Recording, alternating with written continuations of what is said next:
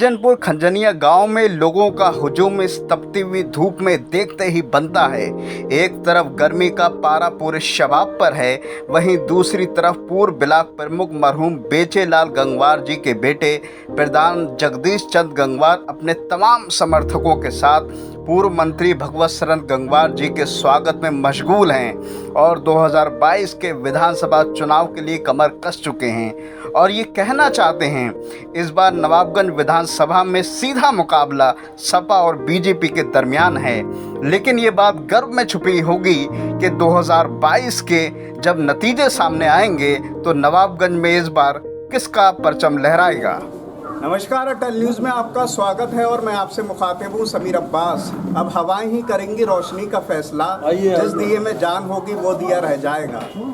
2022 के चुनाव में महज कुछ महीने का वक्त रह गया है। सियासत की तमाम फिजा तेज चल रही है और जब हम उसकी बात करते हैं तो बरेली की 9 सीटों की बात जहन में आती है और जब 9 की बात आती तो नवाबगंज का जिक्र ना हो, ऐसा नहीं हो सकता।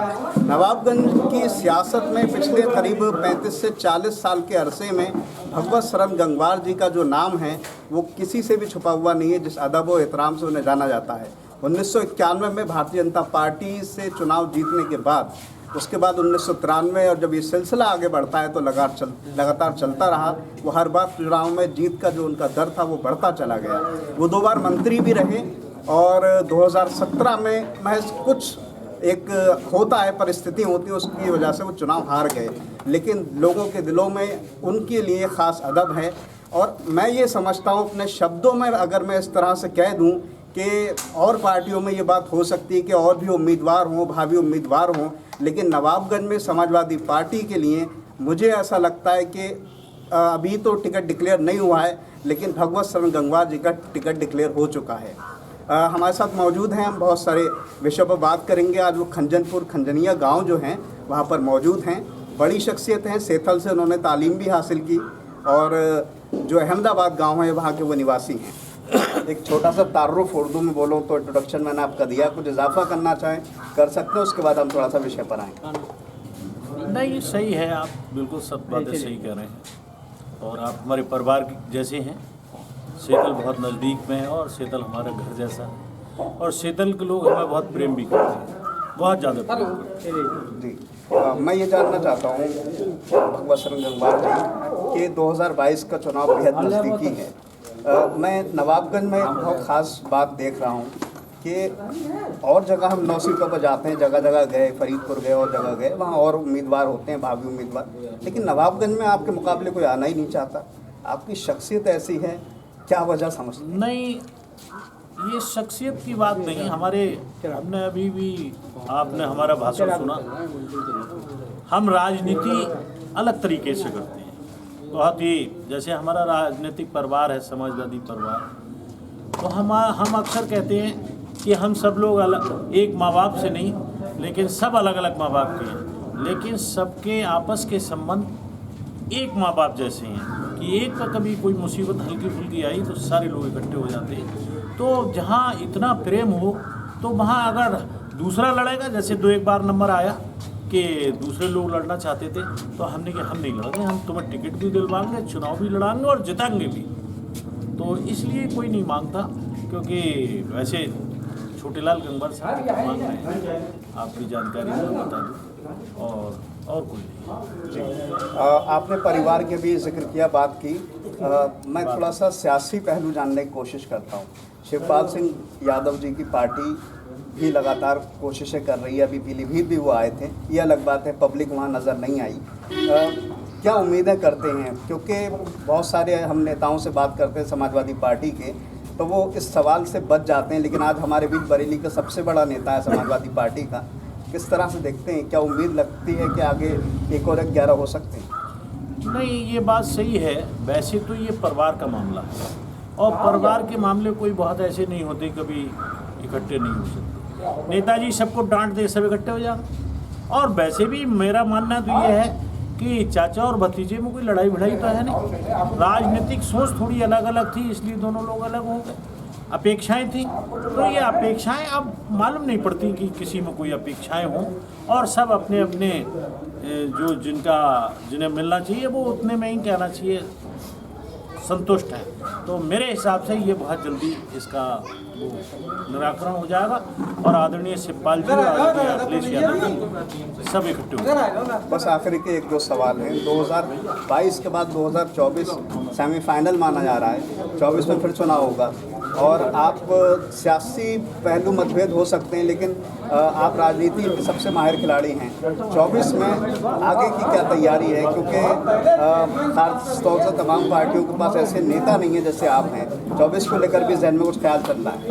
नहीं, 24 अभी बहुत दूर है और उस समय क्या परिस्थिति होगी इस समय। और वैसे भी विधानसभा सबसे पहली चीज़ है कि हम लोग अपनी विधानसभा में जीत के पहुंचे सब लोग और सरकार बने।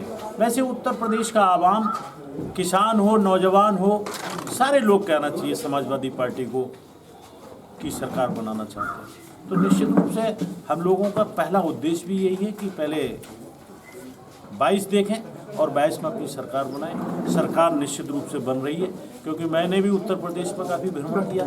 और रही जहाँ बात 24 की, तो 24 में समय है, उस समय क्या परिस्थिति बनती, किससे तालमेल होगा, क्या होगा, और क्योंकि बहुत बड़ा चुनाव है और ये जो 24 का चुनाव होगा मेरे हिसाब से ये 19 के चुनाव से भिन्न होगा और इसमें जो थर्ड फ्रंट के लोग हैं सब इकट्ठे होकर चुनाव लड़ेंगे। जहाँ तक मेरी आइडिया बता रही है, तो ये चुनाव क्योंकि हर हाल में भारतीय जनता पार्टी की सरकार को, मोदी जी को हिंदुस्तान की सरकार से उखाड़ फेंकना है, क्योंकि इनने हिंदुस्तान को बर्बाद कर दिया, हिंदुस्तान की छवि खराब कर दी विदेशों में और बहुत ही बड़ा नुकसान किया। इसलिए सारा थर्ड फ्रंट इकट्ठा होकर लड़ेगा और रिजल्ट अलग होगा। बस एक आखिरी बात और, स्वर्गीय बेचेलाल गंगवार जी के बेटों ने पूरा कार्यक्रम को बहुत खूबसूरत अंदाज में, जहाँ से मुझे पता चला कि आपको वोट भी हमेशा से बहुत बड़ी संख्या में मिलते हैं, किस तरह का लोगों का रुझान देखते मैं देख रहा था। बड़ी गर्मी थी लेकिन लोग 1 मिनट को भी हटे नहीं, किस तरह से देखते हैं और पूरा परिवार लगातार आपके साथ खड़ा रहता?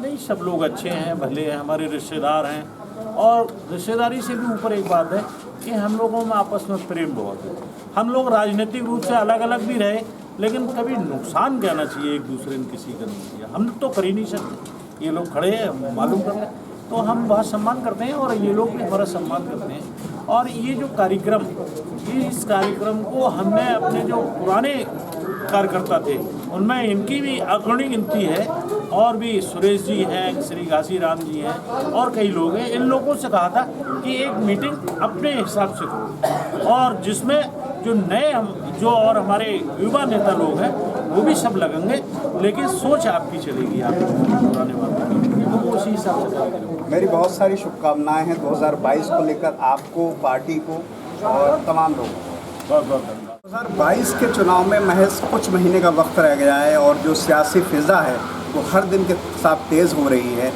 और क्योंकि बरेली नवाब लखनऊ का जो रास्ता है सियासत का, वो बरेली से ही होकर जाता है। बरेली में 9 सीटें हैं और इसमें नवाबगंज की सीट बहुत ख़ास हो जाती है। और जब नवाबगंज की सीट का जिक्र होता है तो ऐसा हो ही नहीं सकता कि खंजनपुर खंजनिया का जिक्र और बात ना हो, क्योंकि यहाँ पर लगातार सियासत की अगर हम बात करें तो एक ही परिवार के लगातार प्रधान रहे। और उससे पहले अगर हम 30 साल पहले, 35 साल पहले जाएं तो स्वर्गीय बेचेलाल गंगवार जी यहाँ के ब्लॉक प्रमुख भी रहे। उसी की कड़ी को आगे बढ़ाते हुए उनका पूरी पारिवारिक अगर पृष्ठभूमि की बात करें तो डॉक्टर, इंजीनियर, सियासत में और वकील, तमाम जो शोबे हैं, तमाम जो क्षेत्र हैं उसके माहिरीन उनके बेटे आज नाम रोशन कर रहे हैं। उसी को जब हम आगे और बढ़ाते हैं तो भगवत शरण गंगवार जी के लिए आज एक कहना चाहिए एक कार्यक्रम था और जिसमें उन्होंने शिरकत की, हमने उनसे बात भी की। अब जो कार्यक्रम के रचयिता हैं, जिन्होंने कार्यक्रम किया, आयोजन करता है, उनसे बात करेंगे। इंजीनियर मुरलीधर साहब हमारे साथ मौजूद हैं, हम उनसे बात करेंगे। उसके बाद जो प्रधान जी हैं वर्तमान में, उनसे बात करेंगे किस तरह के सियासी माहौल वो देख रहे हैं। 2022 के चुनाव में अब कुछ महीने का वक्त रह गया है। बड़ी भीड़ थी, ये भीड़ एक नेता की भी थी, एक प्रधान की भी थी और आपसे मोहब्बत करने वाले लोगों की भी थी। किस तरह से देखते हैं? ये हमारे गांव के लोगों का प्यार है और जो हमारी धोलेरा न्याय पंचायत है, ये हम अब से नहीं लगभग 35 साल से हमारे परिवार से जुड़े हुए हैं। जैसे एक लहसुन की डंठी मुझे पता नहीं, इसकी जड़ें जो है नीचे सब मिक्स होती हैं और उसकी सब्जी। और हमारे परिवार में इसी आज तक जो 35 साल का इतिहास रहा है, जो गांव के बात है उनका विकास करना और हमेशा उनकी भलाई के बारे में सोचना। और एक मैं आपको बताऊं, हमारे पिताजी थे, मैं छोटा सा तो मैं सुनता हूँ कि जैसे खाने में कहाँ से आया, बोले कहीं से आया, बोले अच्छा, बोले इसका काम कर दो नहीं तो ये चला दो। तो उनका एक साफ सोच सभी ये था, न किसी से 2 रुपये लेना था। और उस समय माननीय केंद्र मिनिस्टर भी थे, ये गाड़ी आज के विधायक की पावर देखा आपने, यहाँ के नवाबगंज के मिनिस्टर वही थे और उन्हें पूरी जनता की सेवा की। आज 35 साल एक्सपायर हुए हो गए, लेकिन जनता के दिलों में जो आज 40 साल से ऊपर का बंदा है, हर बंदे के दिल में बेचैन लाल की जिंदा है। जी, 2022 का चुनाव बहुत नज़दीक है, जिसको लेकर कार्यक्रम भी आयोजित किया गया। भगवत सिंह गंगवार जी कैंडिडेट के तौर पर लगातार दस्तक दे रहे हैं, क्या उम्मीदें लगाते हैं? मैं आपको बताऊं, मैं पूरे उत्तर प्रदेश में घूमता हूं, मेरा बिजनेस है, व्यापार है, मैं कर रहा हूँ। केवल ये नवाबगंज की हवा नहीं है, पूरे उत्तर प्रदेश में समाजवादी पार्टी की लहर है और दुनिया की कोई ताकत माननीय अखिलेश यादव को मुख्यमंत्री बनने से रोक नहीं सकती। और मेरा अनुमान है 430 सीटों पर। बहुत सारी बातें हैं, बहुत खूबसूरत अंदाज में बात कही। फिलहाल सियासत में क्या होता है ये तो आने वाला वक्त तय करेगा। हमारे साथ प्रधान जी मौजूद हैं, लगातार प्रधान रहे हैं। इससे पहले उनके वालिद यहाँ के ब्लॉक प्रमुख रहे और दादा भी प्रधान रहे। ये लंबा सिलसिला रहा है और उसी वजह से मैं ये महसूस कर रहा था कि दिन के 2 बजे बेहद तेज़ गर्मी थी, लेकिन पब्लिक का जो मोहब्बत थी वो कम नहीं हो रही थी, लगातार बैठे हुए थे। 2022 को लेकर तैयारी है, आपने बड़ा अच्छा कार्यक्रम करा, बहुत लोगों में आपके लिए एक जोश है, मोहब्बत है। आप दोबारा से, अब मुझे नहीं पता दोबारा या तिबारा कितनी बार जीते हैं, और उसके लिए पहले तो बधाई। और किस तरह का कार्यक्रम था इसके बारे में थोड़ा सा रोशनी डालना। कार्यक्रम हमारे माननीय विधायक जी भगवत सिंह गंगवार के लिए रखा गया है और वो हमारे क्षेत्र के बहुत ही लोकप्रिय नेता हैं और जनता उनके सुनने के लिए बहुत उतावली थी। उन्होंने उनके विचार सुने और उन्होंने अपने मन में तय किया है कि आगे 2022 के चुनाव में हम भगवत जी को ही वोट देंगे, भगवत जी के अलावा हम वोट किसी को नहीं, और अखिलेश जी के हाथों को नहीं।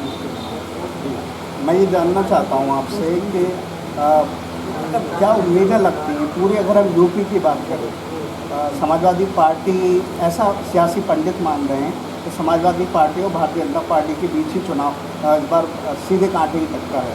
क्या महसूस करते हैं, क्या लगता है आपको?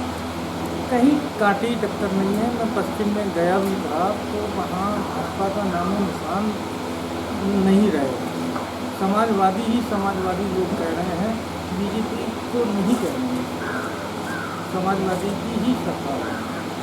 हमारी बहुत सारी शुभकामनाएं हैं आपके लिए। आप चुनाव जीते हैं, प्रधान बने हैं, लगातार आपकी पारिवारिक पृष्ठभूमि रही है। आपके यहाँ डॉक्टर भी हैं, आपके यहाँ इंजीनियर भी हैं, आप व्यापारी भी हैं, वकील भी हैं, तो मैं नहीं समझता कोई क्षेत्र बाकी रह गया। ये बहुत बड़ी बात होती है, एक परिवार में इतना कुछ है। इस बात में भी कि अगर कोई नौजवानों को, खासतौर से यंग जनरेशन को एक पैगाम, कोई मैसेज देना चाहें तो दे सकते।